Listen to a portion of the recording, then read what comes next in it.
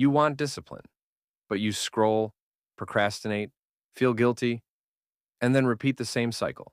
Again, let's be real, it sucks. You want to be focused, to stick to your goals, but your brain just doesn't listen. So here's the truth no one told you. The problem isn't you, it's how your brain has been trained. Today, I'm going to show you a strange but powerful system called the Lotus Method. It'll rewire your brain to crave discipline instead of avoiding it. Not with willpower, not with motivation, but with momentum.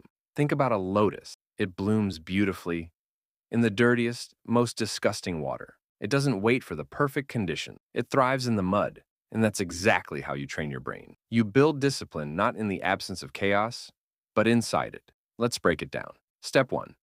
You need a morning anchor. The first 10 minutes of your day are sacred. Most people waste them on Instagram or YouTube shorts, but not you. Before touching your phone, do this. Sit up straight. Close your eyes. Take 10 deep breaths. Write down just one thing you'll do today that makes you uncomfortable. Do one act of discomfort immediately. Cold shower, 10 push-ups, or 5 minutes of silence with your own thoughts.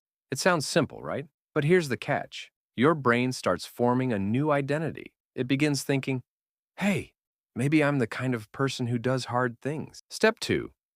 Make discipline ridiculously easy. Discipline dies when the task feels overwhelming, so make it tiny, insanely tiny. Want to read every day? Start with one page. Want to study?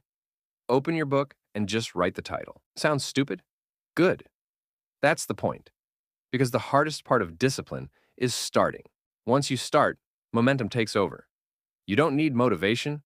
You just need a spark. Step 3. Fall in love with the struggle. Here's the uncomfortable truth.